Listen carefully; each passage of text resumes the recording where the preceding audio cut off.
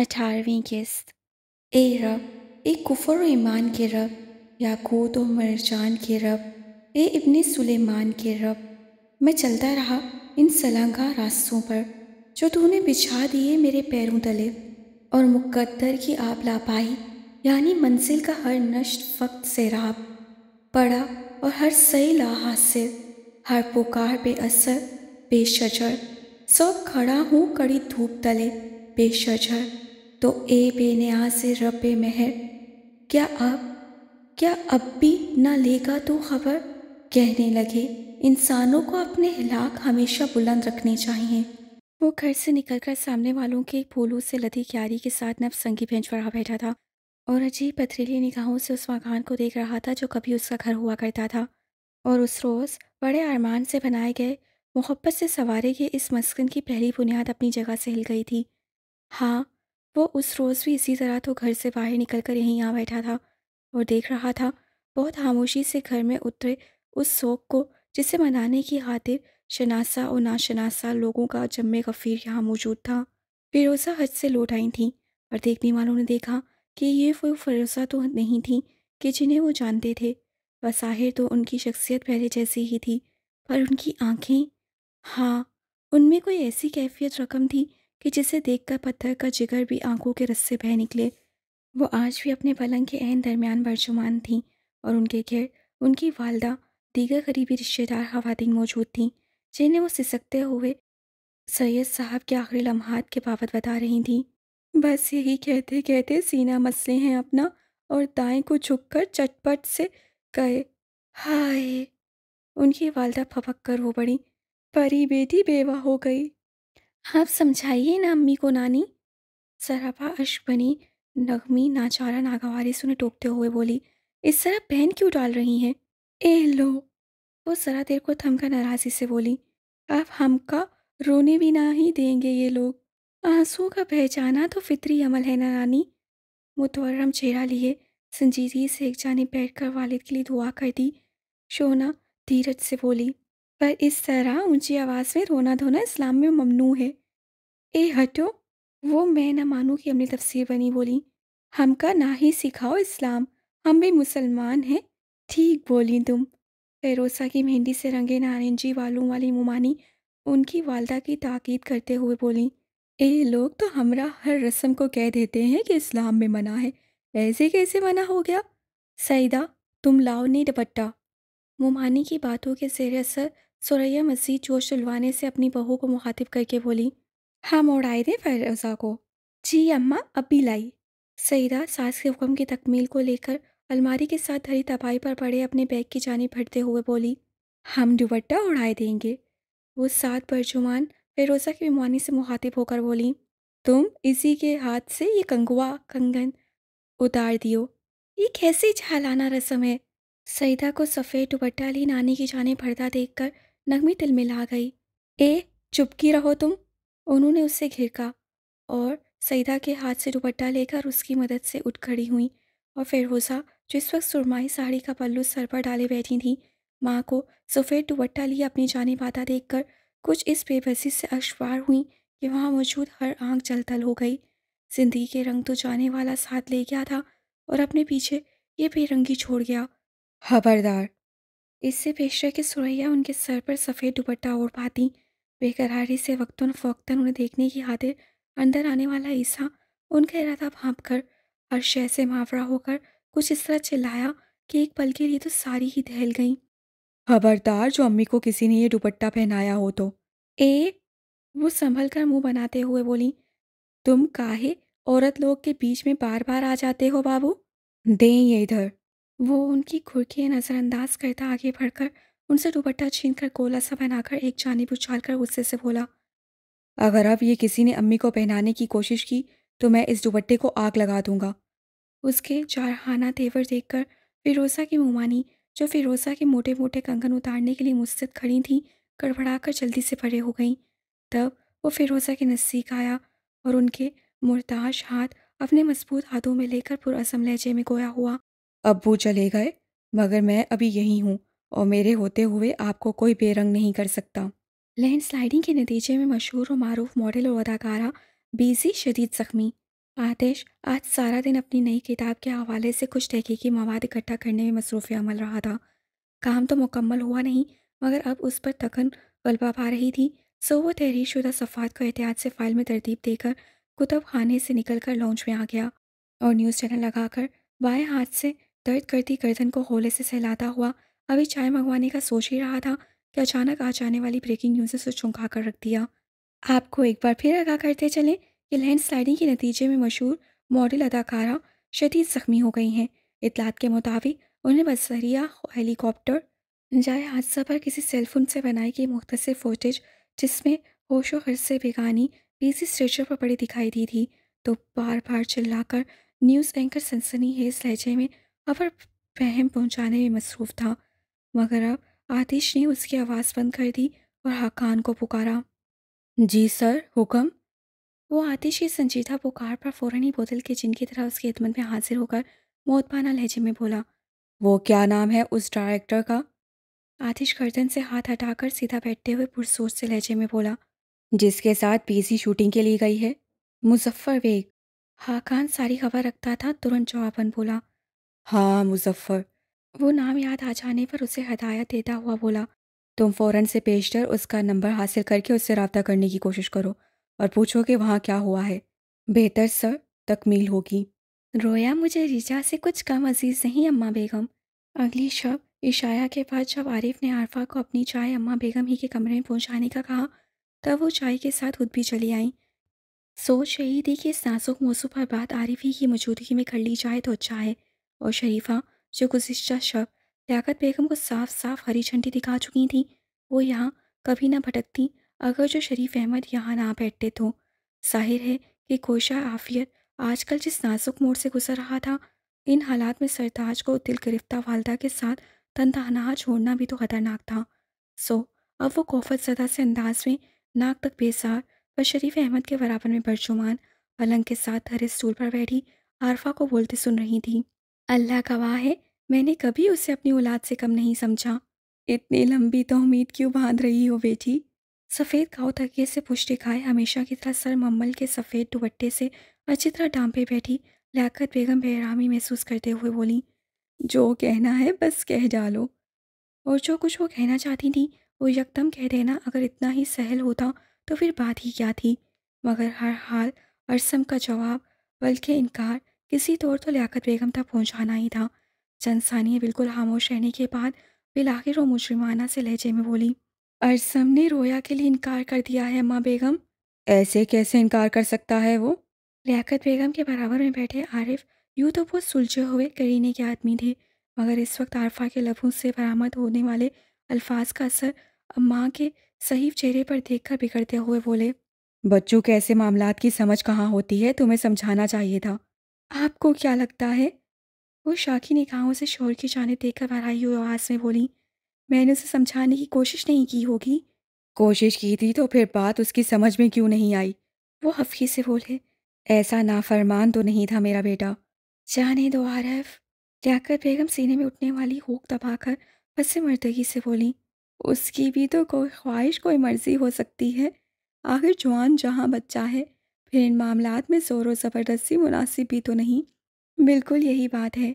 आरफा सफाई देने वाले लहजे में तुरंत बोली, कह रहा था अगर मैं किसी दबाव के तहत इस रिश्ते पर रजामंद हो भी जाऊं, तब उसे वो खुशियां नहीं दे सकूंगा जो उसका हक है। नहीं, नहीं, जाने दो। लियाकत बेगम इस जुमले पर यूं तड़पी गोया किसी ने कुंद छुरी उनकी शहरक पर फेर दी हो। कमोबेश यही अल्फाज तो थे जो सफ़र खान ने अपनी माँ के सामने अदा किए थे, मगर वो अपने इंतहा पर नाज़ा खातून अपने लफ्ज़ों को हाथ मिलाए बगैर इस अज़म में सहरा को बयां कर ले गई थी कि उसका मलकूती हुस्न दुरुस्त कर देगा। मगर हुआ क्या? ज़ोर ज़बरदस्ती भी भला रिश्ते जोड़े जा सकते हैं। मुझे तुम्हारे हलूस पर शक नहीं। मैं तो बस यही चाहती थी कि मेरे जिगर का टुकड़ा मेरी आंखों के सामने रहे, मगर जो मेरी रोया का नसीब। वो इतना कहकर बेख्तियार सिसक उठी। साथ बैठे आरिफ ने जैसे उनका दुख पूरी तरह महसूस करते हुए दायां बाजू एकदम उनके कंधे पर फैला दिया। तभी इतनी देर से खामोश बैठकर चाय के खून भरते शरीफ अहमद हाली कप साथ बड़ी छोटी सी थपाई पर धरते हुए एकदम बोले, रोती क्यों है अम्मा बेगम? آپ جو چاہتی ہیں انشاءاللہ وہی ہوگا۔ اور ان کا یہ بیان اس قدر غیر متوقع اور معنی یہ حصہ کتنی دیر سے دل ہی دل میں صورتحال سے لطف اندوز ہوتی، شریفہ اچھل پڑی۔ اور یہ ہوگا کیسے؟ انہوں نے گردن موڑ کر ہون آشام نظروں سے شریف احمد کو دیکھتے ہوئے بدترین خدشات میں گھرے لہجے میں پوچھا۔ ذرا میں بھی تو سنوں۔ ہاں تو سن لو، وہ ان کی نگاہوں کو خاطر میں نہ لاتے ہوئے بولے۔ میں نے عباد کے ساتھ رویا کی شادی کا فیصلہ کر لیا ہے۔ بہت اچھے، وہ اچھل کر بولی۔ اور رات ہی رات یہ فیصلہ کرنے کا خیال آپ کے دماغ میں گھسایا کس نے؟ ظاہر ہے کل ساری بات ان کے سامنے ہی تو ہوئی تھی، تب تو وہ لاتعلقی سے خاموش رہے، بعد میں بھی اس بارے میں کوئی گفتگو نہ کی، اور اب بیٹھ کر فیصلہ صادر کر رہے تھے۔ انہیں تو مشکوک ہونا ہی تھا۔ کسی نے نہیں، وہ بے پرواہ سے لہجے میں بھونڈے پن سے بولتے ہوئے ان کے شکوک کو مزید رسی کرتے ہوئے بولے۔ میں اس کا باپ ہوں، کیا اس کی خوشیوں کا خیال رکھنا میرا فرض نہیں؟ آپ کو کس نے بتایا کہ اس کی خوشی رویا سے وابستہ ہے؟ انہوں نے بڑے چھپتے ہوئے لہجے میں نکتہ اٹھایا تو شریف احمد واضح طور پر گڑبڑاہٹ کا شکار دکھائی دیے۔ وہ دل ہی دل میں یہ تسلیم کر چکے تھے، کاروباری سوچ اپنی جگہ پر ان رشتے ناتوں کے نازک معاملات سے نپٹنا ان کے بس کی بات نہیں، اور بس لہجہ بھر کا توقف ہی شریفہ کو بہت تھا۔ سو وہ شریف احمد کے چہرے کے ادار جڑاؤ سے گویا کچھ اغس کرتے ہوئے بھڑک اٹھی۔ واہ شریف احمد صاحب واہ! وہ آگ بگولا سے لہجے میں بولی۔ یہاں لوگ جھوٹ سچ بول کر اپنے بچوں کا دامن اس حرافہ سے بچا رہے ہیں، اور ایک آپ ہیں۔ ارے اگر آپ کے بیٹوں کی آنکھیں اس کے حسن چندھیا دی ہیں تب آپ ہی کچھ عقل کر لیں۔ کیا برائی ہے رویا میں؟ شریف احمد کو واقعتاً غصہ آ گیا۔ ارے وہ ہیرے جوڑی ہے، وہ دونوں ہاتھ جوڑ کر بولی۔ مجھ ہی میں کیڑے پڑے ہیں، معاف کر دو مجھے اور میری اولاد کو۔ خاموش ہو جاؤ تم دونوں۔ اس سے زیادہ سننے کی لیاقت بیگم میں طاقت نہ تھی، سو لرزیدہ سی آواز میں بولی۔ نہیں اماں بیگم۔ شریف احمد شریفہ کو گھور کر بولے۔ یہ ایسا موقع نہیں جو میں خاموش ہوں، میں نے فیصلہ کر لیا ہے، رویا اور عباد کا نکاح اس جمعے کو ہوگا، اور اگر یہ نکاح ہوا تو آپ میرا مرا منہ دیکھیں گے۔ اور اس انتہائی بات کے بعد باقی کیا رہ گیا تھا؟ یقیناً کچھ بھی نہیں۔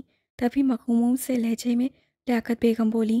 تم اپنی اولاد کے معاملے میں کوئی بھی فیصلہ کرنے کی مختار ہو بہو بیگم، اس لیے تمہیں ایسی احمقانہ بات کرنے کی ضرورت نہیں، تم جو چاہتی ہو وہی ہوگا۔ کہنے کو تو انہوں نے کہہ دیا، مگر شریفہ کو یقین کہاں آیا تھا۔ ان کے خیال میں یہ خطرہ مکمل طور پر اسی صورت میں ڈالا جا سکتا تھا کہ اس کا کوئی خاطر خواہ بندوبست کر دیا جاتا۔ چنانچہ سارے رات اسی ادھیڑ بن میں مصروف رہنے کے بعد صبح سے پیشتر وہ ایک فیصلہ کر چکی تھیں۔ کل آئے تھے کچھ انجان لوگ ہم سے تمہارے ابو کی تعزیت کرنے کی خاطر، ہم تو انہیں پہچانے نہ ہی، خود ہی بتائے کہ تمہارے ابو نے ان کا وظیفہ باندھ رکھا تھا۔ رو پہلا دن اب سانولا گیا تھا، سو سارے دن کے تھکے ماند چند پرند اب اپنے اپنے آشیانے کی جانب لوٹ رہے تھے، اور لوٹنا تو وہ بھی چاہتا تھا کہ بے نام سی تھکن بدن کے ریشے ریشے میں سرایت کر کے اسے نڈھال کر چکی تھی، پر گھر سبھی کے لیے تو چائے سکون نہیں ہوا کرتا، سو وہ یوں ہی سامنے نظر جمائے بیٹھا رہا، جہاں سے اب یکے بعد دیگرے ساری دیواریں ہٹتی جا رہی تھیں، اور عیاں ہو رہا تھا فیروزہ کے کمرے کا منظر، اور اس منظر میں وہ سوتی کانسی ساڑی کا پلو سر پر ڈالے ہمیشہ کی طرح اپنے پلنگ کے وسط میں پرچمان سامنے موڑے پر بیٹھے سید صاحب کے انتقال پر پاکستان آئے ہوئے ظاہر سے معاتب تھیں۔ بہت دعا دے رہے تھے وہ تمہارے ابو کو، بیچارے بڑے پریشان تھے، اسی لیے ہم کہہ رہے ہیں نہ کہ تم بند نہ ہی کرنا ان کا وظیفہ۔ کیا بات کرتی ہیں امی آپ؟ ظاہر جو اب ایک بھاری بھرکم شخصیت کا روپ دھار چکے تھے فیروزہ کی بات پر خوف چاپی سے بولے۔ کیوں؟ فیروزہ کی سمجھ میں اس کی ناراضگی نہ آ سکی، تابی تعجب سے بولی۔ کیا کچھ غلط بول دیے ہم؟ 100% غلط، پر کسی مجبور کے کام آنا دو۔ میں خود اس وقت بہت مجبور ہوں، وہ فیروزہ کی بات قطع کرتے ہوئے بیچارہ سا منہ بنا کر بولے، جسے دیکھ کر فیروزہ کی امتا تڑپ اٹھی۔ کیوں بابو کیا ہوا؟ دیکھیے امی، وہ فیروزہ کے استفسار پر سنبھل کر بیٹھتے ہوئے موٹے فریم والا نظر کا چشمہ آنکھوں پر اچھی طرح جما کر تو امید باندھتے ہوئے بولے، میں اس سلسلے میں خود آپ سے بات کرنا چاہ رہا تھا، اچھا ہوا کہ یہ موضوع آج خود ہی نکل آیا۔ بات دراصل یہ ہے کہ دراصل کارخانہ جو ہے وہ ابو کی زندگی ہی میں بہت ہسارے میں جا رہا تھا۔ ہسارے میں جا رہا تھا؟ فیروزہ بے یقینی سے بولی۔ جی، وہ ان کے تاثرات پر پہلو بدلتے ہوئے بولے۔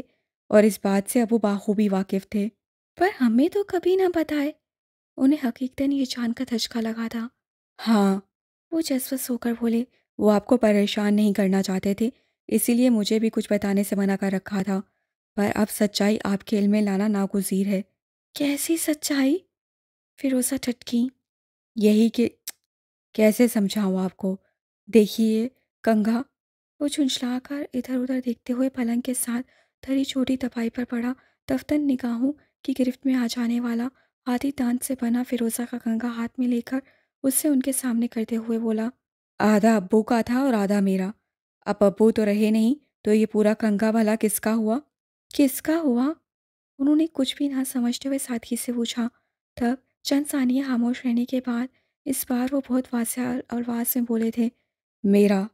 پتہ نہیں کس قاعدے کی روح سے انہوں نے یہ جمع تفریق کی تھی، مگر اب کر ہی لی تھی تو سارے جمع اپنی جانب اکٹھے کر لیے تھے اور ان کے حصے میں ڈال دیا تھا فقط خسارہ۔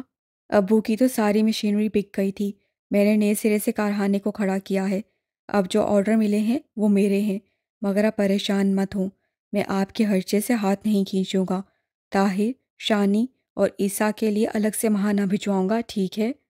بات سمجھ میں آ گئی نا آپ کے؟ دیکھو آتش، یہ کیا ہو گیا؟ حقان نے مصر ایک سے رابطہ ہو جانے پر جو معلومات حاصل کی تھیں ان کے مطابق اس وقت تک وہ لوگ تاحال وہیں پھنسے ہوئے تھے کہ زمینی رستہ صاف نہ تھا۔ البتہ شدید زخمی ہو جانے والی بی سی کو ریسکیو ٹیم بذریعہ ہیلی کاپٹر نزدیکی ہسپتال لے گئی تھی، جہاں سے اسے آتش نے اپنے تعلقات برائے کار لا کر حقان کی میت میں کراچی کے آغا خان میں منتقل کروا لیا تھا، جہاں اس کا بہترین علاج جاری تھا اور کل ہی اسے انتہائی نگہداشت سے کمرے میں منتقل کر دیا گیا تھا۔ اور اس وقت آتش اس کی عادت کو آیا ہوا تھا، جسے روبرو پا کر جگہ جگہ سے زخمی، پٹیوں میں جکڑی، حال سے بے حال بھیسی بے اختیار ہو پڑی تھی۔ حادثہ تو کسی کے بھی ساتھ ہو سکتا ہے۔ وہ اس کے پلنگ سے ذرا فاصلے پر پشت پر دونوں ہاتھ باندھے کھڑا، سنجیدہ نگاہوں سے اسے دیکھتے ہوئے تسلی دینے کی خاطر بولا، نہیں ہوا نا کسی اور کے ساتھ؟ وہ بے بسی سے اپنا سر تکیے پر پٹکتے ہوئے بولی، یہ آفت صرف مجھے پر ٹوٹی ہے۔ کوئی آفت نہیں ٹوٹی، وہ گھمبیرتا سے بولا، کیا یہ کم ہے کہ تم زندہ ہو؟ میں اپنی جگہ سے موو تک نہیں کر سکتی اور تم کہہ رہے ہو کہ میں زندہ ہوں؟ وہ ہچکیاں لے کر بولی، وہ اس لیے کہ ابھی زخم تازہ ہیں۔ آتش حلاوت سے بولا، جب بھر جائیں گے تو تم پہلے جیسی ہو جاؤ گی۔ کیا میں واقعی پہلے جیسی ہو جاؤں گی؟ وہ انتہائی مایوسی سے بولی تو آتش اپنے محسوس ساحر لہجے میں بولا، کیوں نہیں، میڈیکل سائنس بہت ترقی کر چکی ہے، تمہیں اس پر بھروسہ رکھنا چاہیے۔ مجھے کسی پر نہیں، صرف اور صرف تم پر بھروسہ ہے آتش، وہ ہوا میں معلق کسی خوفزدہ سے بچے کی مانند بولی۔ تم جا کر بات کرو نا ڈاکٹر سے، انہیں کہو نا کہ وہ مجھے کوئی ایسا ٹریٹمنٹ دیں کہ میں جلدی سے ٹھیک ہو جاؤں۔ فکر مت کرو، وہ بولا، میں بات کرتا ہوں۔ میں نے آپ کے گھر آ کر اس منحوس فارے کی جانب سے معافی مانگ تو لی تھی۔ بہت سوچ وچار کے بعد شریفہ اس نتیجے پر پہنچی تھی کہ اس حسین بلا سے اپنے بچوں کا پیچھا چھڑانے کا واحد یہی رستہ ہے کہ اسے اسی کے سر منڈ دیا جائے کہ جس کی وجہ سے یہ سارا کھڑا ہوا ہے۔ یوں سانپ بھی مر جائے گا اور عین ممکن ہے کہ لاٹھی بھی نہ ٹوٹے۔ سو اسی خیال کے تحت وہ اس سحبیر چپ چپیتے کوشہ عافیت سے نکل رکشے میں بیٹھ کر اب عیسیٰ کے گھر کے ڈرائنگ روم میں ملجگی سی ہری ٹی شرٹ اور صحت مند پنڈلیوں سے اوپر چڑھے سیاہ چیکدار پاجامے میں ملبوس رینا کے بامقابل موجود اپنی آمد کا مقصد سخت ترین الفاظ سے بیان کر چکی تھیں۔ اب لب کوشائی کی باری رینا کی تھی، جو چہرے پر ہنوز سچائے بہت بیزاری سے گویا تھی۔ پھر اس طرح بات بڑھانے کا مطلب صاف اور سیدھا ہے۔ لان کی قیمتی جامنی رنگ کے نئے جوڑے میں ملبوس چھوٹا سا پرس بائیں ہاتھ میں تانبے بیٹھی شریفہ غصے سے بل کھا کر بولی، سارا قصور آپ کے دیور کا ہے، تب سزا بھی وہی بھگتے۔ کیسی سزا؟ رینا چونکی، اسے کہیں کہ رویا سے نکاح کر لے وہ۔ شریفہ بڑے آرام سے یوں بولی جیسے نکاح نہیں گڈے گڈیوں کا کھیل کھیلنے کو کہہ رہی ہوں۔ کیا بات کرتی ہیں آپ؟ رینا ترشی سے بولی، ایسے کیسے نکاح کر سکتا ہے وہ؟ بالکل اسی طرح جیسے کہ اسے اپنی محبت کے جال میں پھانس کا بدنام کیا ہے۔ وہ کہاں چونکنے والی تھی، تبھی رینا چمک کر بولی، ہاں تو کر لی اس سے بے وقوفی، اب کیا ہم اتنے بے عقل ہیں جو اس کی حماقت کو اپنے سر پر لا بیٹھائیں؟ ہاں نہیں تو، हमें तो उसका वजूद घर में गंवारा नहीं। सर पर क्यों बिठाएंगी? शरीफा सर्द अंदाज से मुस्कुराकर तनसन बोली, खासा बड़ा घर है आपका, यहीं कहीं रख लीजिएगा। देखिए, ये कोई तरीका नहीं है। वो तिल मिलाकर बोली, मसला आपके घर का है, बेहतर है उसे वहीं हल कर लीजिए। मसला हमारे घर का है मगर पैदा तो तुम्हारे देवर ने किया है ना बीबी। अजीब औरत है, आप ख्वामखा मेरे सर हो रही हैं। वो सारे लिहाज फलाए ताक रखकर लताड़ने वाले लहजे में बोली, अभी तो स्वभाव से बात करने की खातिर अकेली आई हूँ, बाद में जब घर के मर्द आएंगे तो। ये धमकियाँ अपने पास रखें आप, मैं किसी से नहीं डरती। ओह, शरीफा ने सोचा था ईसा की भाभी भली औरत है, कुछ झूठ सच कह सुनकर उसे रिश्ता लाने पर राजी कर लूँगी। बाद ऐसा गोशा आफियत वालों को भी अपनी सलाहियतें बरौकार लाकर संभाल ही लूँगी। मगर इस वक्त उन्हें अपने सारे अज़ाइम पर पानी फिरता साफ साफ नजर आ रहा था। सामने मौजूद इस भली मानस की मुतसाद शख्सियत की बदौलत तभी वो लम्हाती तवक्कुफ़ के बाद अब की बार अपनी किंचली बदलकर बहुत मजबूर सा लहजा इख्तियार करते हुए बोली, मैं खुदा हाथ साहब को क्यों धमकाने लगी? मैं तो सिर्फ आप पर अपनी हाँ की सूरत हाल वाज़ह कर रही हूँ। मेरी सास अपनी नवासी के गम में बीमार पड़ी हैं, बदनाम वो अलग हो चुकी है। अब आप ही बताइए। अस्सलाम वालेकुम। अभी उनका दर्दनाक बयान मुकम्मल नहीं हुआ था कि दफ्तर स्याह फूलदार बुरके में कोई फरेबी माइल खातून सलाम करती ड्राइंग रूम में दाखिल हुई। कैसी हैं भाभी? वो निकाब उतारते हुए रीना की जानी पड़ी। ठीक हूँ चंदा। शानी थी जिसे देखकर रीना को दिल ही दिल में अपनी लाडली सहेली नुमा काम वाली अकबाला पर खूब ही दाव चढ़ा। कमबख्त को लाख बार समझाया है कि मेरे मनहूस ससुराल वालों में से कोई आए तो दरवाज़ा खोलने से पहले मुझे बताया कर, मगर नहीं, घुसा लिया इसे अंदर। अब ये कोई वक्त है इसके आने का? आज मैं अकबाला से खड़े पकवाते हुए तुम्हें ही याद कर रही थी। दिल में उभरते ख्यालात के बरक्स वो शानी को साथ लगाकर बड़ी अपनायत वाले लहजे में बोली, इतने दिन बाद आई हो, अब रात से पहले तुम्हें जाने नहीं दूंगी। आप तो जानती हैं मेरे घरेलू मसरूफियत। वो भाभी की मोहब्बत पर निहाल सी होकर बोली, बस निकलना ही नहीं होता। हाँ हाँ, अच्छा चलो तुम अंदर जाकर फ्रेश हो जाओ, मैं आती हूँ। वो उसे शरीफा के सामने से जल्द से जल्द चलता कर देना चाहती थी मगर मैं चलती हूँ। शरीफा रीना को शानी के साथ लगावट के मुजाहरे करते देखकर एकदम अपनी जगह से उठते हुए बोली, आप लोग इसी हफ्ते रिश्ता लेकर आ जाएं तो हम दोनों ही घरानों के लिए अच्छा होगा। किसके रिश्ते की बात हो रही है? शानी ने खुशगवारी से बारी बारी उन दोनों को देखते हुए पूछा कि वो तो यही समझ रही थी कि होंगी ये भाभी की कोई सहेली मगर रिश्ता। आहा, रीना ने उसे टालने की कोशिश की। दरअसल उन्हें अपनी भतीजी के लिए रिश्ता, आपके भाई ईसा का रिश्ता। शरीफा उसकी कोशिश को तहखाक करते हुए बोली, मेरी नंद की बेटी के लिए। ओह, शानी संजीदा हो गई। ये क्या मसला है? उससे पूछा तो रीना से था मगर मुफस्सिल जवाब रीना की तिलमिलाहट के बावजूद उसे शरीफा ने दिया। ये सब क्या है?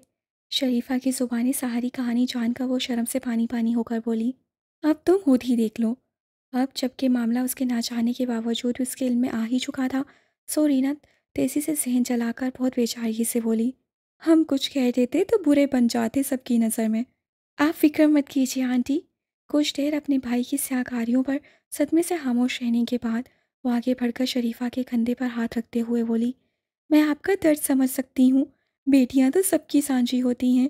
आ जा ईसा, मैं बात करती हूँ उससे, इंशाल्लाह बेहतरी की कोई ना कोई राह निकल ही आएगी।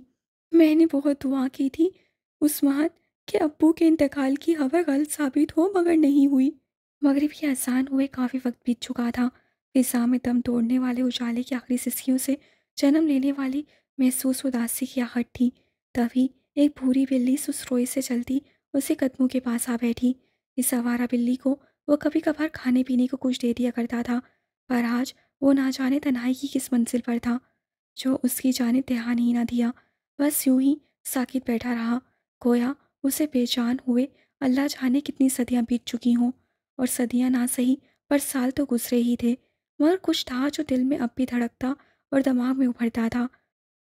और फिल वक्त दिमाग में उभर कर नज़रों के सामने जो आ रहा था, वहाँ वो अपने स्कूल की वर्दी पहने चिकनी सतह वाला लकड़ी का इम्तिहानी गत्ता और चीन का स्टेशनरी पाउच एक तरफ रखे, मोहल्ले के मैदान के सीमेंट से बने बेंच पर अफसरदगी से परजुमान साथ बैठे उस्मान से بڑی دل گرفتگی سے محتاط ہو کر بولا تھا۔ پر تمہارے والد کی تو ہوئی نا؟ عثمان اسے سمجھانے کی غرض سے بولا تو وہ چونک گیا۔ کیا مطلب؟ یار، تم نے خود ہی تو ذکر کیا تھا کہ وہ ہمیشہ کے لیے اس دریائے مقدس میں رہ جانے کی دعا مانگا کرتے تھے۔ عثمان نے کہا تو وہ نم لہجے میں بولا، ہاں، مانگا تو کرتے تھے۔ تو بس؟ عثمان مدھم سا مسکرا کر بولا، ہو گئی نا ان کی دعا قبول، وہ جنت البقیع کی مقیم ہے۔ اس سے بڑی خوش نصیبی کی بات کیا ہو سکتی ہے؟ مگر میں نے دعا… پھر وہی بات۔ عثمان اس کی ذہنی کیفیت کے پیش نظر نرمی سے ٹوکتے ہوئے بولا، تمہاری دعا اگر قبول ہو جاتی تو ان کی دلی تمنا کا کیا ہوتا؟ اور پھر حقیقت پسندی سے یہ بھی تو سوچو کہ وہ ضعیف ہو چکے تھے، کتنے برس اور جی لیتے۔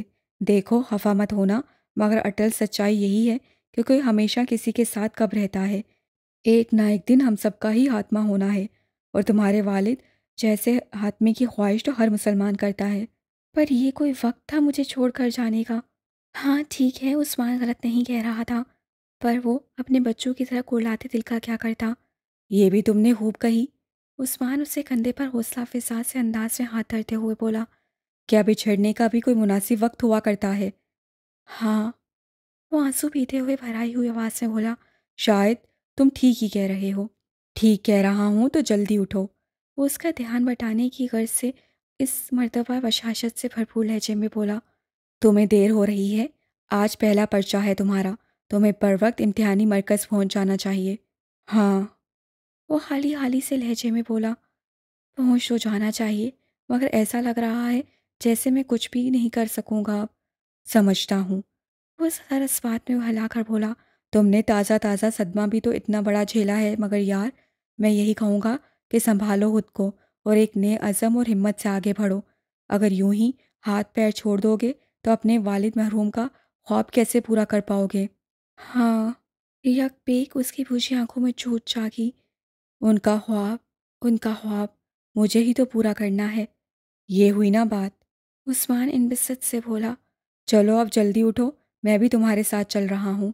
عثمان، اسی تقلید میں اپنی جگہ سے اٹھتے اٹھتے عیسیٰ نے اسے پکارا تو وہ ٹھنڈی سانس لے کر بولا، اب کیا ہے، تم جیسا دوست بلا شبہ نعمت خداوندی ہے۔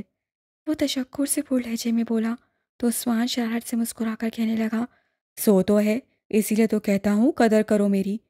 اس کا وجود واقعی عیسیٰ کے لیے نعمت تھا، ایسی نعمت جو عنقریب اس سے چھن جانے والی تھی۔ خاکسار کو آتش کہتے ہیں۔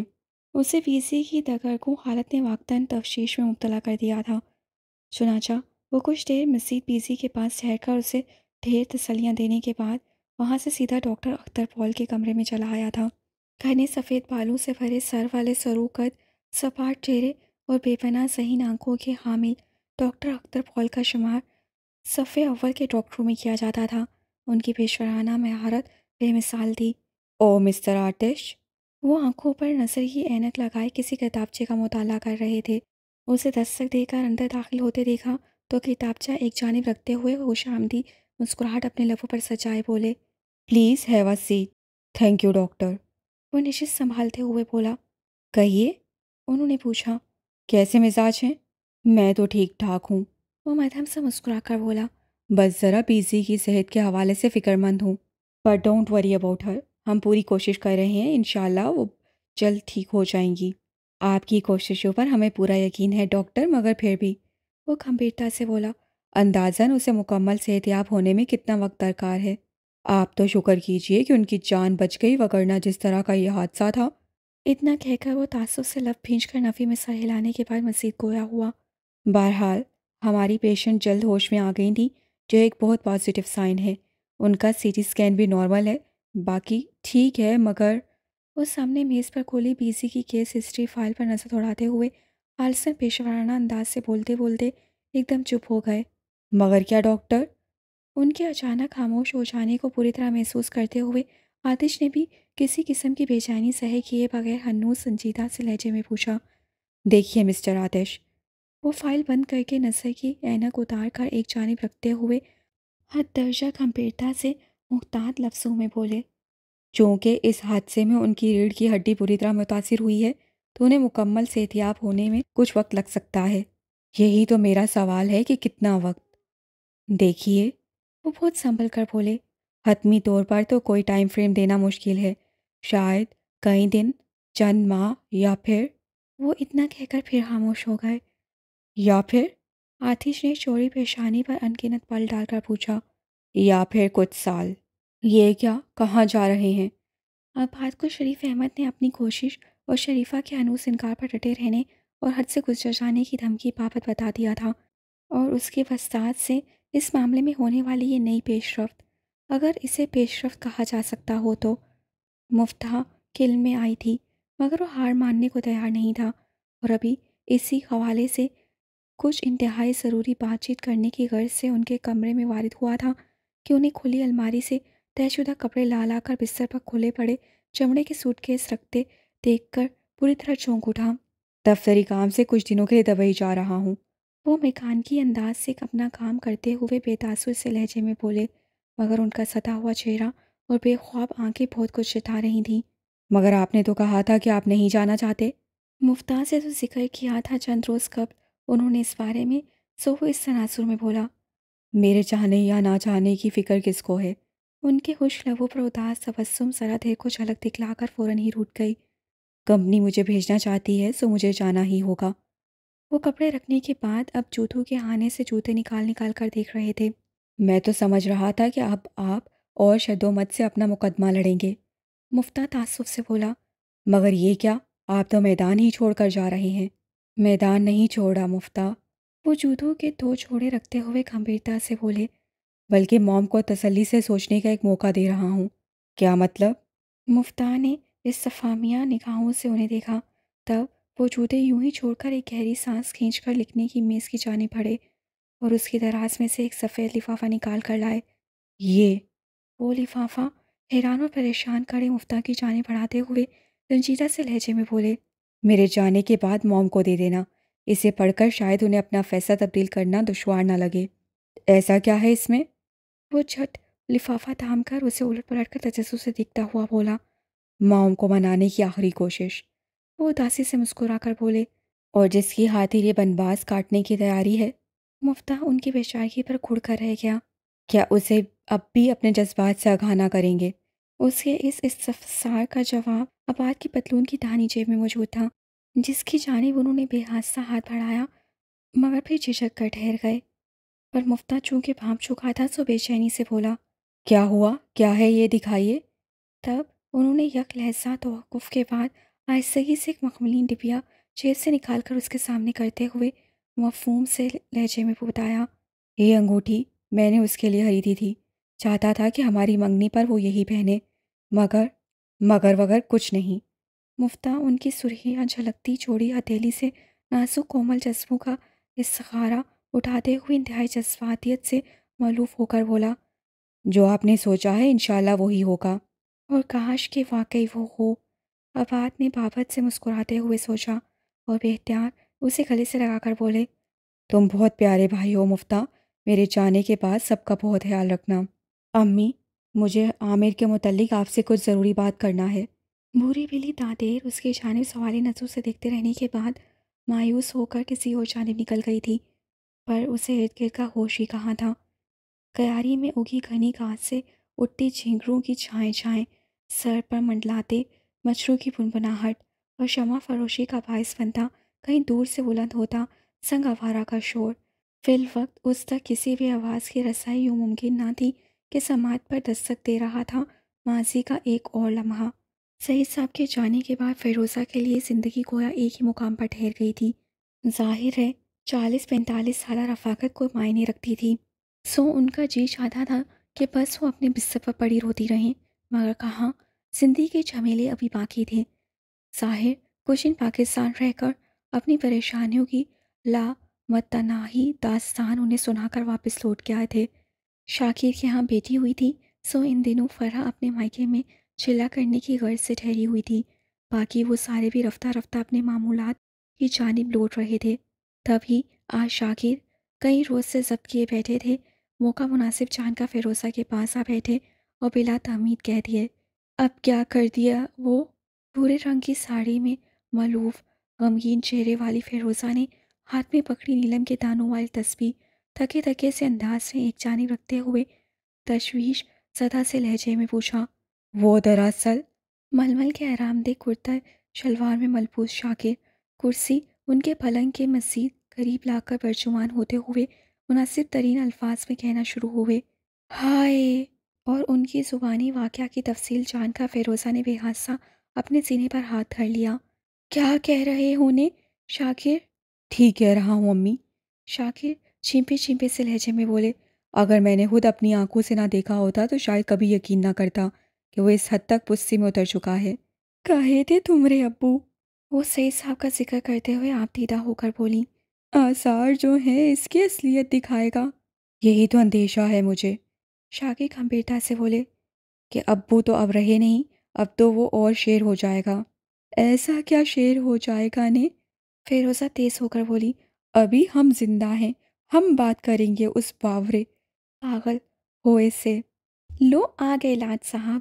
وہ معمول کے مطابق ٹیوشن سے فارغ ہو کر تھکا ماندہ سا گھر لوٹا تو دیکھا آج لانچ خالی نہیں تھا، بلکہ وہاں کچھ چہرے اکٹھے تھے۔ ہاں، چہرے۔ جہاں احساس کا تعلق ختم ہو جائے وہاں رشتے نہیں، فقط چہرے باقی رہ جاتے ہیں۔ سو اس نے ان چہروں سے نگاہ چرا کر اجنبیت سے آگے بڑھ جانا چاہا، مگر تبھی ایک تمسخر سے بھری آواز سے اس کے قدموں کو زنجیر کیا۔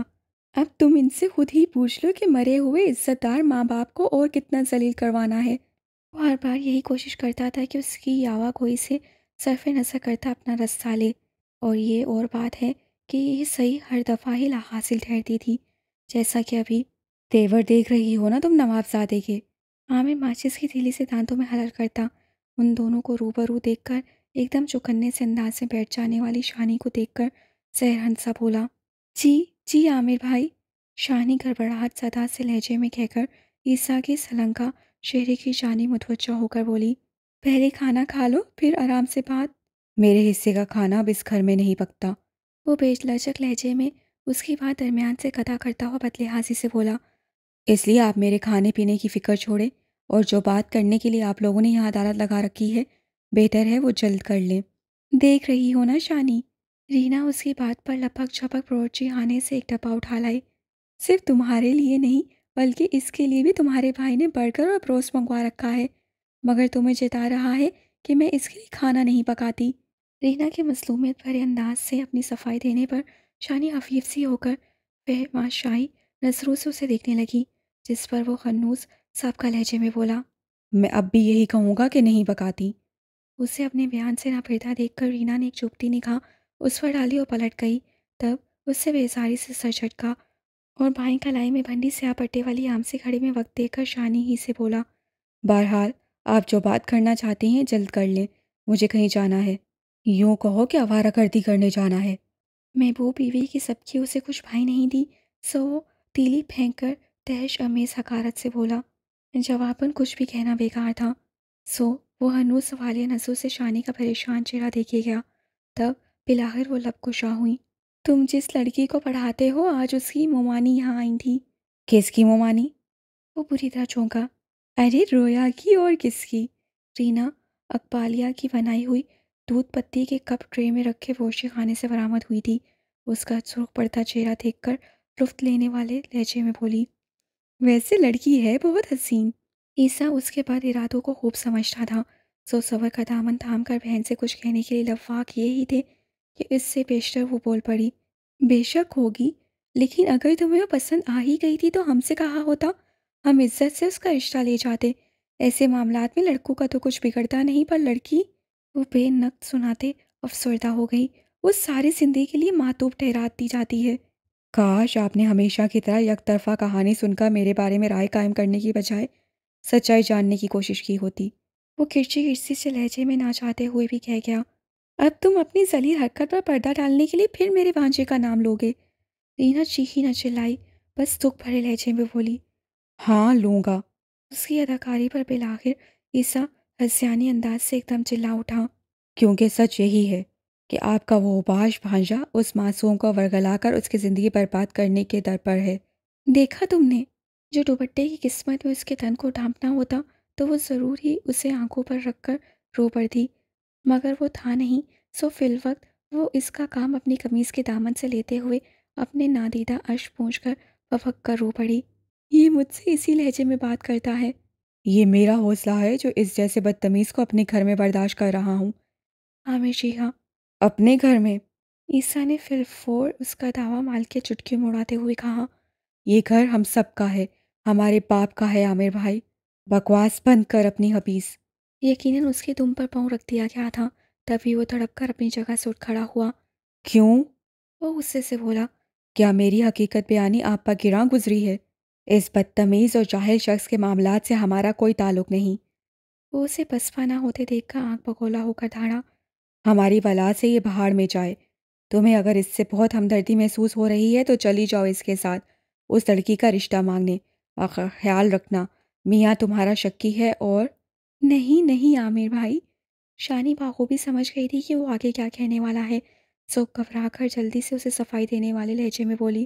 مجھ سے بڑی 3 بہنیں موجود ہیں، تب میں تنہا کیسے اس معاملے میں پڑ سکتی ہوں؟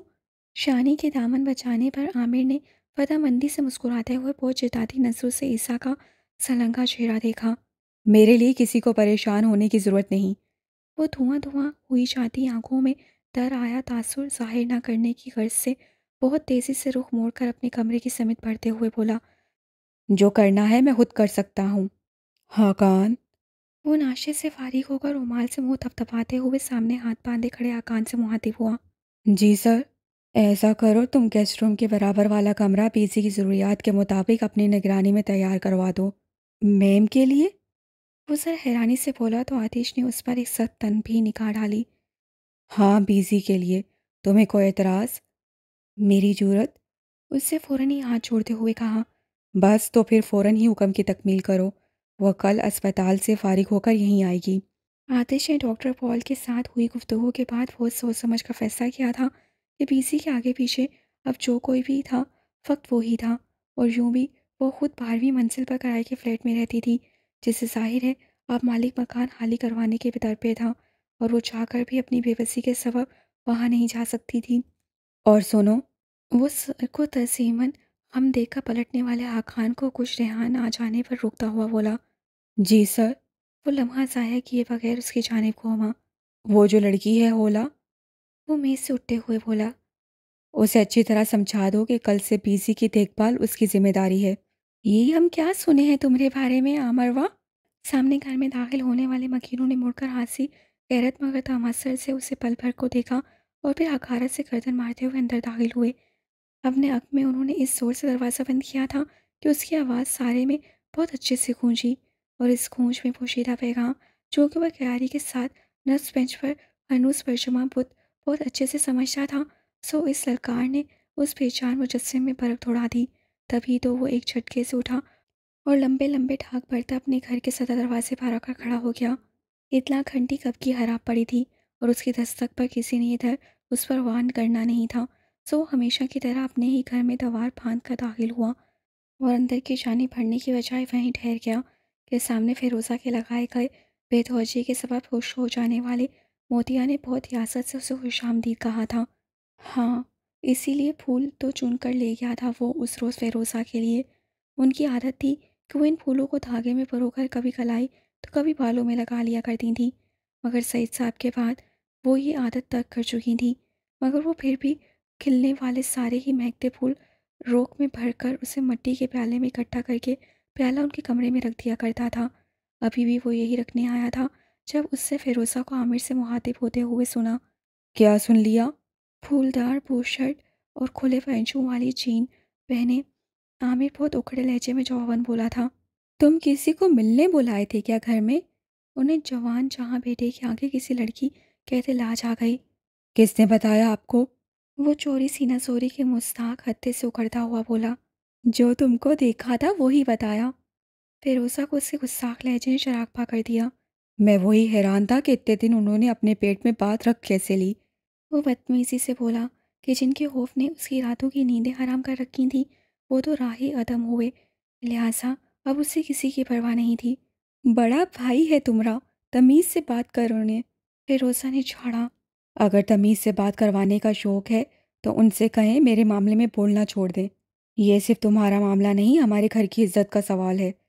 شاکر اس کی بدلحاظ بلند آواز سن کر بس یہی سوچتے ہوئے ناچارہ فیروزہ کے کمرے میں چلے آئے کہ اچھا ہے اسے سمجھا بجھا کر معاملہ ابھی ہی رفع دفع کر دیا جائے، مگر عزت کا سوال؟ وہ غصیلے لہجے میں بولا۔ میں نے ایسا کیا کر دیا جو آپ لوگوں کی عزت پر خوف آ رہا ہے؟ جو کیا ہے خوب جانتے ہو۔ شاکر بھرمی سے بولے۔ ہاں جانتا ہوں۔ وہ بے باکی سے ان کی آنکھوں میں آنکھیں ڈال کر بولا۔ محبت کی ہے، اور محبت کرنا کوئی جرم تو نہیں۔ تعلیم تمہاری نامکمل ہے، کام دھندا کوئی کرتے نہیں، اور چلے ہو محبت کرنے۔ وہ تو بڑے بھائیوں کی طرح اسی کے بھلے کو اسے سمجھانا چاہتے تھے، پر وہ آتش فشاں بن گیا۔ بس بس وہ آگ برساتے ہوئے لہجے میں بولا۔ بس جانتا ہوں کہ آپ کیا چاہتے ہیں۔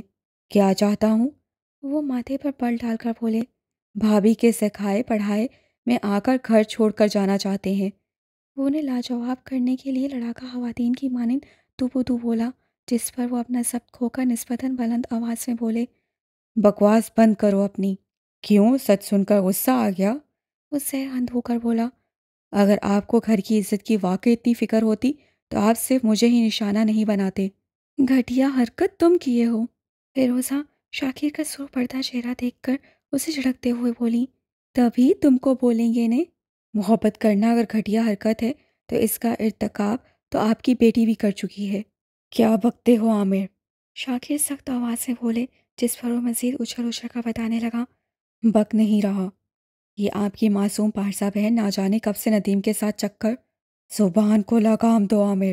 شاکر نے بدقد تمام اپنے اٹھتے ہاتھ کو روکا، جبکہ فیروزہ، وہ تو اس کے منہ سے نکلنے والے ان رذیل الفاظ پر دم بخود سی ہو گئی تھی، اور شام کی چائے کے بابت پوچھنے کے لیے ابھی ابھی اندر داخل ہونے والی شانی وہ ششتر سی جہاں کی تہاں رہ گئی تھی۔ بے بنیاد بات نہیں کر رہا۔ عامر ان سب کی غفلت اٹھ جانے والی رنگت دیکھ کر ہاتھ اٹھاتے ہوئے پہلے سے بھی زیادہ جوش و خروش سے بولا۔ باقاعدہ ثبوت ہے میرے پاس۔ کیسا ثبوت؟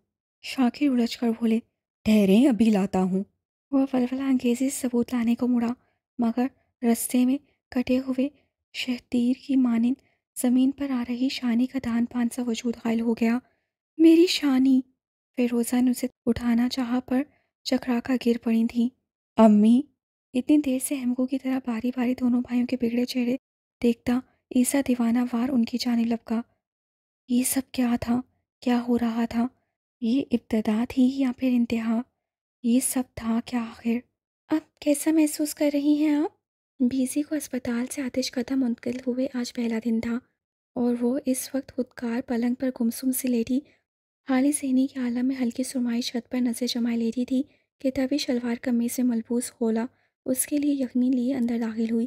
وہ پلنگ سے ذرا فاصلے پر رکھے میز پر ٹرے دھرنے کے بعد میکانکی سے لہجے میں پوچھا، طنز کر رہی ہو نا مجھ پر؟ بیزی نے اس کی آواز پر اپنے خیالات سے چونکتے ہوئے ترشی سے کہا، میں نے آپ کی خیریت پوچھی ہے۔ وہ سپاٹ لہجے میں وضاحتاً بولی، جب سب نظر آ رہا ہے تو پوچھ کیوں رہی ہو جاہل لڑکی؟ وہ ہسیانی ہو کر حلق کے بل چلائی، جس پر پہلے تو خولا کے دل میں اس کے لیے تنفر کی ایک شدید لہر ابھری، مگر پھر فوراً ہی اس کی بے بسی کا احساس ہونے پر اس کی جگہ ترحم نے لے لی۔ چنانچہ وہ اسے پرسکون کرنے کے غرض سے بولی، ٹھیک ہے، آئی ایم سوری، آپ اٹھیے اور یہ یخنی پی لیجیے۔ میں خود کیسے اٹھ سکتی ہوں اسٹوپڈ؟ وہ پھر چیخی۔ میں مدد کر رہی ہوں نا آپ کی، خودکار پلنگ کا بٹن دبا کر اونچا کرتے ہوئے بے تاثر سے لہجے میں بولی۔ مدد کر رہی ہو تو کوئی احسان نہیں کر رہی ہو، وہ چڑچڑے سے لہجے میں بولی۔ کچھ عرصے پہلے میں نے بھی تمہیں سڑک سے اٹھا کر یہاں پہنچایا تھا۔ میں احسان مند ہوں آپ کی، وہ بیزی کے سامنے پلنگ کے اوپر چھوٹی سی میز رکھتے ہوئے سادہ سے لہجے میں بولی، اور اس پر یخنی کا پیالہ، چمچ، کالی مرچ وغیرہ ترتیب سے رکھنے لگی۔ زبان چلا رہی ہو مجھ سے؟ بیزی نے غصے سے بھپر کر ایک زوردار ہاتھ مار کر پیالہ پھینکتے ہوئے کہا۔ اوہ میرے اللہ! خولا بے اختیار تکلیف سے دوری ہو گئی، یہ گرم گرم یخنی اس کے پاؤں پر آ کر گری تھی۔ دفع ہو جاؤ، نکل جاؤ یہاں سے، مجھے تمہاری مدد کی کوئی ضرورت نہیں، اور وہ مزید اونچا اونچا چلا رہی تھی۔ آتش! آتش! نکالو اسے یہاں سے! آتش! آپ سے مل کر ہم کچھ بدل سے گئے، شعر کہنے لگے، گنگنانے لگے۔ مہتاباں، شاہ خواباں، شمع فروزاں، کیسی ہو میری جان جاں؟ پچھلے 2-3 لگاتار کوششوں کے باوجود سرحاب سے رابطہ ممکن ہو ہی نہ سکا تھا کہ اس کا فون مسلسل بن جا رہا تھا۔ تبھی آج وہ کچھ افسردہ اور بہت پریشان، کسی قدر مایوس ہو کر اپنے فون کو غلاف میں چھپا کر احتیاط سے چت لیٹی کھلی آنکھوں سے زیرو پاور کے نیلے بلب کی روشنی میں گھومتا پنکھا دیکھ رہی تھی کہ مون تکیہ متراش ہوا۔ وہ بڑے بھرپور انداز سے چونکی، مگر جنبش نہ کی کہ اپنے اپنے بستر پر بظاہر محو خواب رجا اور وسیلہ کی جانب سے مشکوک تھی۔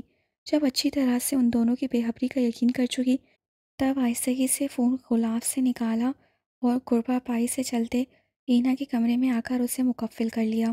اسی اثنا میں فون بج بج کر خاموش ہو گیا تھا، تو اس نے باوجلت از خود فون ملا لیا، جسے دوسری جانب سے پہلی ہی گھنٹی پر اٹھا کر صدیوں کے پیاسے لہجے میں وہ بولا تھا، تمہارا فون 3 دن سے بند کیوں جا رہا تھا سرخاب؟ وہ اپنے محبوب کے طرز تہاتف پر بادلوں کے سنگ پرواز کرتی نروٹے سے لہجے میں بولی، آخر تم تھے کہاں؟ اب وہ اسے یہ بتاتا بھلا لگتا کہ کثرت مے نوشی کے سبب اس نے اپنی گاڑی جہاز سمجھ کر اڑاتے ہوئے کسی پولیس افسر کے بیٹے کی گاڑی میں دے ماری تھی۔ نتیجہ اسے تھانے کی ہوا کھانا پڑی، مگر پھر جلد ہی یہ معاملہ بالکل اسی طرح حل کر لیا گیا جیسے اس قسم کے معاملات ہمارے ہاں نپٹا دیے جاتے ہیں۔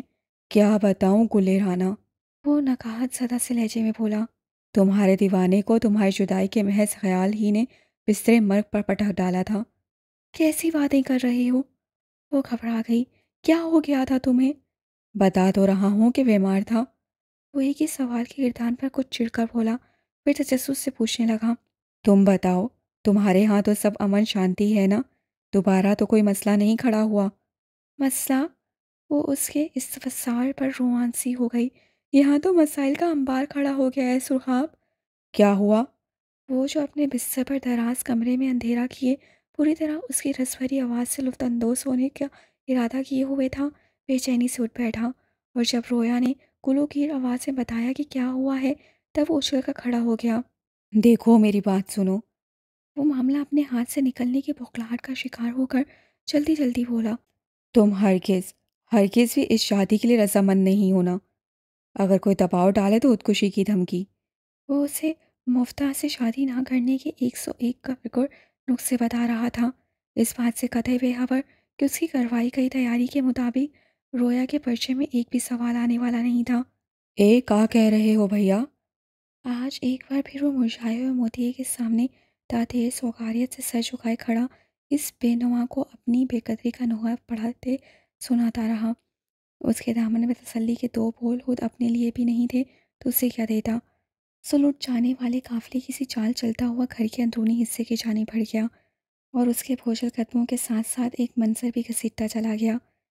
جب بات سب کے سامنے آ ہی گئی تھی تو اب عامر نے بھی کھل کر کھیلنے کی ٹھان لی تھی، اور اب وہ شطرنج کے کسی زیرک اور شاطر کھلاڑی کی مانند بہت سوچ سمجھ کر وسعت بچھا رہا تھا، اور اس وقت ایک مہرے کو اپنے حق میں ہموار کرنے کی غرض سے یہاں آیا تھا۔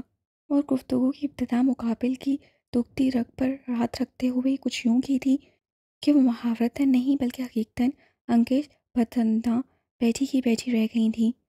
اوہو! عامر بالی کی سرما سے بھری پھٹی پھٹی آنکھیں اور دانتوں کے درمیان دبی انگش شہادت دیکھ کر جھنجھلاہٹ سے بولا، جو سچ ہے وہی بتا رہا ہوں۔ تو کا شانی واقعی ندیم سے عشق لڑا رہی ہے؟ بالی بامشکلیں تمام منہ سے انگلی نکال کر دبے دبے سے پرجوش لہجے میں بولی۔ ہاں نا؟ عامر جو بالی کے مختصر سے گھر کے صحن میں بچھے تخت کے سامنے بڑی پیلی نائلون کی اٹوائن والی کرسی پر قدرے ترچھا ہو کر کمر کو ہم دیے تخت پر برجمان بالی کی جانب جھکا بیٹھا تھا، اب کی بار اکتاہٹ سے بولا، اور اتنی دیر سے کیا میں بنگالی بول رہا ہوں؟ تمہارے بنگالی بولنے پر ہم اتنے حیران نہ ہی ہوتے بھیا جتنا ہم اس بات پر ہوئے ہیں کہ اس میں اتنا ہمت کدھر سے آ گیا۔ بس امی کے اندھے اعتماد کا نتیجہ ہے۔ 16 آنے درست بات کیے ہو تم، بالی کلس کر بولی، ہمری باری تو ایسے جلدی مچائی ہے کہ ہم کسی آوارے بدذات کے ساتھ دیوار ٹاپ رہے تھے، بھاگ رہے تھے۔ یہ ان کی زندگی کا وہ غم تھا جو یقیناً ان کے ساتھ ہی جانا تھا۔ چنانچہ عامر نے مزید بولنے سے باز رکھنے کی خاطر جلدی سے اپنے مطلب کی بات بڑھاتے ہوئے کہا، وہی تو ہے، میں کہہ رہا تھا کہ جب شانی لڑکی ہو کر یہ سب کر سکتی ہے تو میں تو پھر لڑکا ہوں۔ ہاں لڑکے ہو، پر کیا کیے ہو تم؟ بالی نے کنج فہمی سے اسے دیکھا، تب اسے دھیرے دھیرے بہت عمدہ الفاظ میں انہیں اپنی پریم کتھا سنانے کے بعد آخر میں پوچھا، اب آپ ہی بتائیے، اگر میں پسند کی شادی کرنا چاہ رہا ہوں تو اس میں غلط کیا ہے؟ غلط تو کچھ بھی نہیں، والد سر ہلا کر بولی، پھر بھائی جان کو کیا اعتراض ہے؟ یہی تو سمجھ میں نہیں آ رہا۔ اسے دائیں ہاتھ کا مکہ سا بنا کر بائیں ہتھیلی پر مارتے ہوئے اداکاری کے جوہر دکھائے، کہیں ایسا تو نہیں کہ وہ اپنا کسی سالی کو تمری دلہن بنانے کو بیٹھے ہیں؟ پالی نے سہن لڑاتے ہوئے کہا، ہو سکتا ہے، بالکل ہو سکتا ہے۔ حالانکہ وہ بخوبی واقف تھا کہ شاکر کی چھوٹی ہمشیرہ لبنہ کی بات پچھلے دنوں طے پا چکی ہے، مگر وہ پھر بھی ان کی ہاں میں ہاں ملا کر یوں بولا گویا ان کی ذہانت کا قائل ہو گیا ہو۔ نہ نہ، بالی نے زور و شور سے جوڑا باندھا سر نفی میں ہلاتے ہوئے کہا، ہم تو ایک ہی مہارانی کو گھر لا کر پچھتا رہے ہیں، اگر دوسری بھی آ گئی تو ہمارا مائکا انہی کی راجدھانی بن جائے گا۔ اور کیا؟ وہ بڑے بھرپور انداز سے تاکیداً بولا، اسی لیے تو کہہ رہا ہوں کہ آپ آئیں گھر اور آ کر امی کو سمجھائیں، وگرنہ وہ بھائی جان کی باتوں میں آ جائیں گی۔ ٹھیک بولے تم، وہ آنکھیں چھوٹی کر کے عامر کی بات پر غور کرتے ہوئے بولی، آتے ہیں ہم اس جمعہ، آ کر اس شانی کی بھی اچھی طرح خبر لیں گے۔ یہ ہوئی نا بات؟ وہ فرد مسرت سے ان کے ہاتھ مارتا ہوا بولا، میں تو کہتا ہوں آپ 2-4 روز ٹھہرنے کے لیے گھر آ جائیں۔ ہاں یہ ٹھیک ہے، وہ فوراً رضامند ہوتے ہوئے بولی، پہلے تم ہمیں اپنی اس کے گھر لے جانا، بعد میں سینما لے جانا۔ تم تو جانتے ہو اپنے بہنوئی کو، نہیں تو جیسے خوبصورت کم عمر بیوی کی قدر ہی نہیں۔ دیکھو لڑکی، آتش اپنے سامنے سر جھکائے کھڑی غولا سے مخاطب ہو کر وہ تنبا کرنے والے لہجے میں بولا، بیزی ہمارے لیے بہت خاص ہے، لہٰذا اس بار پوری کوشش کرنا کہ اسے شکایت کا موقع نہ ملے۔ کچھ دن پہلے بیزی کو جیسے اس سے خواہ خدا واسطے کا وائر ہو گیا تھا، چنانچہ آتش کے حکم پر حاکان نے اس کے لیے ایک عدد نرس کا بندوبست کر دیا تھا، جسے جلد ہی بیزی نے اپنی حرکتوں سے چلتا کر دیا، اور یوں ایک بار پھر اس کی یہ بھاری ذمہ داری اس بے دام غلام پر ڈالی جا رہی تھی۔ میں نے اپنی جانب سے پہلے بھی کوئی کسر نہیں چھوڑی تھی، وہ پس مگر جذبات سے آرے لہجے میں بولی، جو کہا ہے وہ کرو۔ آتش قدرے تیز لہجے میں بولا، اب جاؤ یہاں سے۔ حکم ملتے ہی وہ لونج سے نکلتی چلی گئی اور آتش وہ کسی گہری سوچ میں ڈوب گیا۔ تمہاری ہمت کیسے ہوئی یہاں قدم رکھنے کی؟ آباد کل رات کی پرواز سے امانت کا بوجھ مفتیٰ کے کندھوں پر ڈالے گوشہ عافیت سے اڑان بھر گیا تھا، اور ابھی تو مفتیٰ کو وہ امانتیں سپرد کرنے کا موقع بھی نہ ملا تھا کہ اگلا دن گوشہ عافیت کے لیے ایک کڑا امتحان لیے طلوع ہوا۔ سا پہر کا اعصاب کو پرسکون کرتا نیم غنودہ سا وقت تھا کہ تبھی مہمان آنے سے مفتیٰ کی چنگھاڑ سنائی دی۔ تب سوائے لیاقت بیگم کے وہ سارے ہی دہل کر بے اختیار ادھر دوڑتے چلے گئے تھے، اور سامنے جو منظر دکھائی دیا اس سے سب کے ہی ہوش اڑا دیے کہ غصے میں بپھرا ہوا مفتیٰ اپنے سامنے کھڑے عیسیٰ کی چیکدار شرٹ کا کالر دونوں ہاتھوں میں جھگڑے، اور ان دونوں کے نزدیک استدھا محرو انتہائی خوف کے زیر اثر پھٹی پھٹی نظروں سے یہ منظر دیکھتا گویا اپنی جگہ ساکت ہو چکا تھا۔ دراصل عیسیٰ کی آمد پر گھر کا دروازہ اس نے یہی سوچ کر کھول دیا تھا کہ ظاہر ہے وہ رویا کا سر ہے۔ اب اسے کیا معلوم تھا کہ اس کی حیثیت اب یہاں یکسر بدل چکی ہے۔ بعض اوقات لاعلمی کتنا بڑا طوفان کھڑا کر دیتی ہے، جیسا کہ اس وقت ہوا۔ یہ ہمت مجھے میری راز بازی نے عطا کی ہے۔ اس کا جی تو یہی چاہ رہا تھا کہ وہ ایک زوردار مکہ مفتیٰ کے جبڑے پر چڑھ دے، مگر وہ بات بڑھانے نہیں ختم کرنے آیا تھا۔ تبھی اس کے دونوں ہاتھ پوری قوت سے اپنی گربان سے لادا کرتے ہوئے تحمل سے بولا، بکواس بند کرو اپنی اور فوراً نکلو یہاں سے۔ وہ اپنے ہاتھ جھٹک دیے جانے پر اہانت محسوس کرتے دوبارہ اس کی جانب لپکا۔ مفتیٰ رکو۔ صورتحال پر حواس فاقدہ سے شریفہ بوکھلا کر اسے روکنے کی خاطر بولی، کیا کر رہے ہو تم؟ وہی، وہ ان کی جانب گھوم کر تیز سے چلاتے ہوئے بولا، جو اس روز ہی اس کے ساتھ کرنا چاہیے تھا، مگر عباد بھائی نے مجھے روک دیا۔ تم جاؤ یہاں سے۔ شریفہ جو پرجوکین تھی کہ اب عیسیٰ کا رشتہ ہی اس سر درد کے لیے یہاں آئے گا، مجسم عیسیٰ کو سامنے پا کر اپنا بھانڈا پھوٹ جانے کے خوف میں مبتلا ہو چکی تھی، تبھی جلدی سے آگے بڑھ کر مفتیٰ کا بازو تھام کر تحکم سے بولی، اس سے بات کیا کرنی ہے اس سے؟ وہ جذباتیت سے اپنا بازو تھام کر دوبارہ ان کی جانب گھوما، اسے تو میں بتاتا ہوں۔ نہیں مفتیٰ بیٹے، اس پر عارفہ نے اب سے اسے تھامتے ہوئے ملتجی لہجے میں کہا، نہیں۔ کیا نہیں چچی بیگم؟ وہ ان کے پیچھے کھڑی وسیلہ اور رچا کی عرصہ صورتیں دیکھ کر چنچلاتے ہوئے بولا، اس جیسے گھٹیا کردار کے انسان کا تو منہ توڑ دینا چاہیے، اور آپ کہہ رہی ہیں کہ نہیں؟ بس مفتہ! وہ جو اب تک چٹان کے سے غصے سے سراپا سب بنا کھڑا تھا، مفتاح کے اس ریگ جملے پر سینے پر ہاتھ باندھتے ہوئے ٹھرٹھرا دینے والے لہجے میں ایک قدم گویا ہوا۔ اب اگر تم نے مزید کوئی بھی نامناسب لفظ میرے کردار کے متعلق کہا تو مفتاح تنفر سے اس کی بات کاٹتے ہوئے بولا، تو کیا کر لو گے تم؟ گواہی! وہ جملہ حاضرین کے چہروں پر سنجیدہ سی نظر ڈال کر بلا توقف بہت صاف اور واضح الفاظ میں بولا، گواہی لاؤں گا میں اپنی بے گناہی کی۔ گواہی! مفتاح استزادہ بولا، بہت خوب، کہاں سے؟ دیکھو بیٹا، عارفہ دونوں ہی کو پیچھے نہ ہٹتا دیکھ کر ایک بار پھر مسالت آمیز لہجے میں مداخلت کرتے ہوئے بولی، جو ہوا سو ہو گیا۔ تمہاری بھابھی نے آ کر معافی مانگ لی تھی، تب تمہیں اس طرح یہاں آنے کی ضرورت نہیں تھی۔ شاید ضرورت تھی آنٹی، وہ بولا، تبھی تو یہاں بلوایا گیا ہوں۔ کس نے بلایا تھا تمہیں؟ مفتاح نے تیز ہو کر یوں پوچھا، گویا یقین ہو کہ وہ درگوئی سے کام لے رہا ہے، پر شریفہ پوری جان سے گڑبڑا گئیں۔ چنانچہ جلدی سے اونچی آواز میں زہر آلود سا لہجہ اختیار کرتے ہوئے بولی، اس کی محبوبہ نے ہی بلوایا ہوگا، اور کون بلائے گا؟ اپنی زبان کو لگام دو بہو بیگم۔ سفید برق کرتے پاجامے میں ملبوس ہمرنگ بڑے سے دوپٹے سے سر اچھی طرح ڈھانپے، عصا کے سہارے سہج سے چل کر اندر داخل ہوتی لیاقت بیگم کی غضبناک آواز پر بیک وقت سبھی نے چونک کر ان کی جانب دیکھا۔ ویسے تو بڑی بھی ساری دوپہر بڑی پلنگ توڑتی رہتی ہیں، اور آج اس وقت جاگ گئیں۔ شریفہ کا جی چاہا اپنا سر پیٹ لیں کہ ان کی اس طرح یہاں آمد خود ان کے لیے کسی طور بھی نیک شگون نہ تھی، جبکہ وہ اب سخت ناپسندیدہ سے لہجے میں عیسیٰ سے مخاطب تھیں۔ میری بات سنو لڑکے، انہوں نے غیظ بھری نگاہ اس پر ڈالتے ہوئے کہا، میری تو سمجھ میں یہ بات نہیں آ رہی کہ تم اس درجہ اخلاقی گراوٹ کا مظاہرہ کرنے کے بعد کیا سوچ کر یہاں چلے آئے ہو؟ آیا تو کچھ اور ہی سوچ کر تھا، وہ بولا، مگر اب جب کہ آپ سب نے میرے کردار پر سوال اٹھا ہی دیا ہے تو پھر ٹھیک ہے، بلائیے رویا کو۔ اب میری سچائی آپ سب پر وہی ثابت کرے گی۔ تمہاری سچائی اسی نے ہم پر آشکار کی ہے۔ مفتاح ابل کر بولا، اس نے جھوٹ بولا ہے آپ سب سے۔ کیا بکواس کر رہے ہو؟ بکواس؟ وہ تھندی سے بولا، مگر حقیقت بہرحال یہی ہے، اور اب جسے ثابت کیے بغیر میں یہاں سے نہیں جاؤں گا۔ یہ تم کیا وہاں میسنی بن کر کھڑے تماشا دیکھ رہی ہو؟ دروازے کے چوکٹے میں پتھرائی ہوئی سی کھڑی رویا پر سب سے پہلے شریفہ ہی کی نگاہ پڑی۔ سو پھاڑ کھانے والے لہجے میں اسے مخاطب کرتے ہوئے بولی تھی، اندر آؤ نا ذرا، یہ سب تمہارا ہی تو کیا دھرا ہے۔ میں نے وہ تو مزے سے اپنی نیند پوری کر کے پیٹ پوجا کی غرض سے نیچے اتری تو مہمان آنے سے اٹھتے نافہم سے شور شرابے کی وجہ جاننے کی خاطر ادھر چلی آئی، اور اب کھڑی اس وقت کو کوس رہی تھی کہ آخر وہ یہاں آئی ہی کیوں۔